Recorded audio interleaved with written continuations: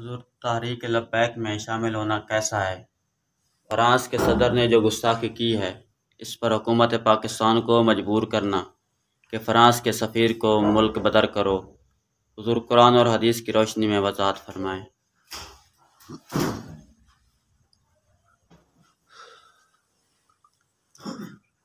چوتھے سپارے میں اللہ تعالیٰ نے ارشاد فرمایا ان لوگوں کے بارے میں جنہوں نے نعوذ باللہ اللہ تعالیٰ کو کہا کہ ان اللہ فقیر و نحن اغنیاء، یقیناً اللہ تعالیٰ بھوکا ہے، فقیر ہے، محتاج ہے اور ہم دولت مند ہیں۔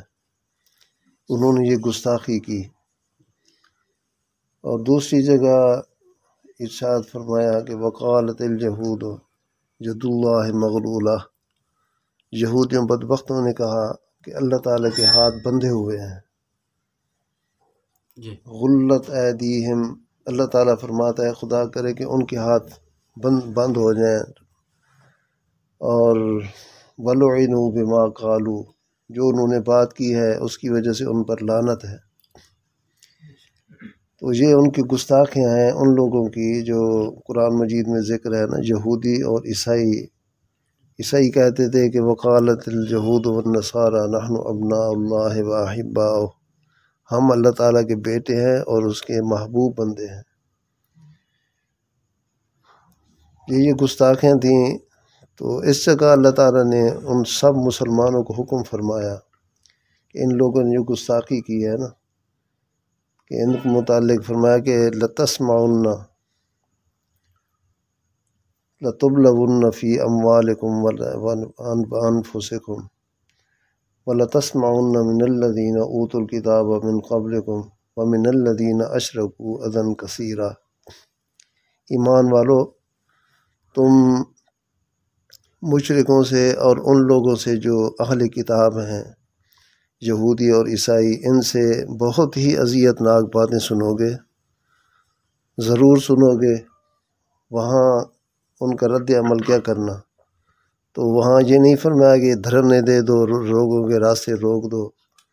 وہاں فرمایا کہ فَإِن تَصْبِرُوا وَتَتَّقُوا فَإِنَّ ذَلِكَ مِنْ عَزْمِ الْأُمُورِ، اگر تم لوگوں نے صبر کیا اور تقوی اختیار کیا تو یہ سب سے اعلیٰ امر ہے، سب سے بہترین امر ہے۔ مطلب یہ ہے کہ دل تو چاہتا ہے کہ ان لوگوں خبیثوں بدبختوں کو سزا ملنی چاہیے، لیکن رب کا حکم یہی ہے کہ اس صورت میں تمہیں صبر اختیار کرنا چاہیے، ان کا رد عمل اس کے علاوہ اور کچھ نہیں ہے۔ اگر ہم فرض کریں فرانس کے سفیر کو نکال بھی دیتے ہیں تو کیا وہ ان خبیث کاموں سے رک جائیں گے؟ کبھی نہیں رکیں گے، وہ اس سے بھی زیادہ حرکتیں کریں گے، ہمیں تنگ کریں گے۔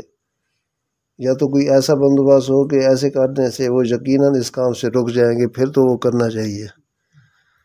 جب یقین ہے 100% کہ ان کے سفیر کو نکالنے سے وہ پہلے سے بھی زیادہ جو ہے نا وہ حرکتیں کریں گے غلط، تو اس صورت میں نکالنا مناسب نہیں ہے۔ تو پھر صبر کا حکم ہے کہ اس صورت میں صبر ہی کرنا چاہیے۔ حضور دوسرا سوال یہ ہے کہ تحریک لبیک کے جو لوگ دھرنا دے رہے ہیں اور اس میں جو لوگ مر رہے ہیں، اس تحریک میں شامل ہونے والوں اور مرنے والوں کا کیا حکم ہے؟ عذر و شرع اس کا بھی حکم عنایت فرمائیں۔ شرعی حکم یہ ہے کہ کسی کا راستہ روکنا، کسی راہ گزر کو تنگ کرنا، ان کے راستے کو تنگ کرنا، ان کو نہ گزرنے دینا، یہ شرعاً ایک بہت کبیح عمل ہے۔ ابو داود اس کی حدیث نمبر ہے 2629۔ اس حدیث میں حضرت معاذ بن انس جوہنی روایت کرتے ہیں کہ میں سرور کائنات صلی اللہ علیہ وآلہ وسلم کے ساتھ فلاں غزوے میں شریک ہوا تو لوگوں نے اپنے پڑاؤ تنگ کر دیے اور گزرنے کے راستے انہوں نے بند کر دیے۔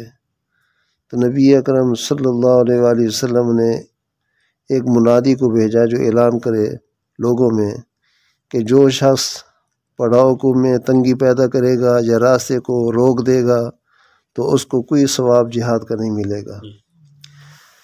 یہ تو ہمیں معلوم ہے کہ جہاد اسلام کا سب سے افضل اور اعلیٰ فعل ہے اور یہ سب سے اعلیٰ نیکی ہے۔ اس کے متعلق بھی فرمایا کہ راستہ روکنے سے اس کا ثواب ختم ہو جائے گا، آپ کو ثواب نہیں ملے گا۔ تو یہ جو امر ہے جو دھرنا دے رہے ہیں، ویسے ہی اللہ تعالیٰ کا حکم ہے کہ یہاں صبر کرنا چاہیے، تو صبر چھوڑ کر لوگوں کے راستوں کو تنگ کرنا، ان کو پریشان کرنا، کوئی بیمار ہے تو وہ بیمار بیچارہ وہیں کئی ایسے حادثات ہوئے ہیں کہ وہ بیچارے راستے میں فوت ہو گئے اس دھرنے کی وجہ سے۔ تو میرے نزدیک یہ دھرنا دینا اس طریقے سے کہ لوگوں کے راستے کو بالکل بند کر دیا جائے، یہ نہایت کبھی کم ہے اور گناہ کا کم ہے۔ تیسرا سوال آج یہ ہے کہ دھرنے کے جواز کی دلیل دیتے ہیں الترغیب والترہیب کتاب کے حوالے سے، کہ اس میں لکھا ہے کہ ایک صحابی نے عرض کیا رسول اللہ صلی اللہ علیہ وسلم، میرا ہمسایہ مجھے تنگ کر رہا ہے۔ حضور نے فرمایا اپنا سامان اٹھا اور راستے پر رکھ دے۔ کیا حضور اس حدیث سے استدلال کرنا یہ جائز ہے کہ نہیں؟ اگر جائز ہے تو اس حدیث کا جواب کیا ہے؟ ہاں، یہ روایت کی ہے حضرت ابو ہریرہ رضی اللہ تعالیٰ عنہ نے الترغیب و ترہیب میں کہ ایک شخص آپ صلی اللہ علیہ وسلم کی بارگاہ میں حاضر ہو کر اپنے ہمسائے کی شکایت کرنے لگے کسی بات پر، تو آپ نے پہلے تو اسے یہی فرمایا کہ اس کے ظلم و ستم پر صبر کر لے۔ پھر وہ 2-3 مرتبہ آپ کی خدمت میں حاضر ہوا، بار بار شکایت کی، تو آپ نے ارشاد فرمایا کہ چلا جا، گھر کا اپنا اسباب راستے میں ڈال دے۔ تو اس نے ایسا کیا، تو لوگ وہاں سے جب گزرتے تو اس سے پوچھتے کہ یہ کیا وجہ ہے، کیوں سامان رکھا ہوا ہے؟ تو وہ انہیں بتاتا کہ میرا ہمسایہ جو ہے نا میرے ساتھ بدسلوکی کرتا ہے، اس کی وجہ سے احتجاج کے طور پر میں نے یہ کام کیا ہے۔ تو وہ لوگ اسے لانتے کرتے تھے اور وہ کہتے تھے کہ اللہ تعالیٰ اس کے ساتھ یہ کرے وہ کرے، اور بعض لوگ اس ہمسایہ پر بد دعا کرتے تھے۔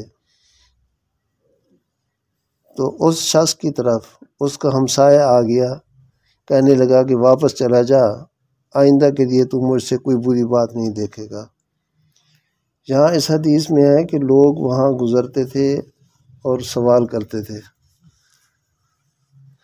یہ ذکر نہیں ہے کہ اس نے راستہ بند کر رکھا تھا اور لوگوں کو گزرنے نہیں دیتا تھا، یہ بات نہیں ہے، بلکہ یہ حدیث واضح ہے اس بات میں کہ وہاں سے لوگ گزرتے تھے، آتے تھے، جاتے تھے۔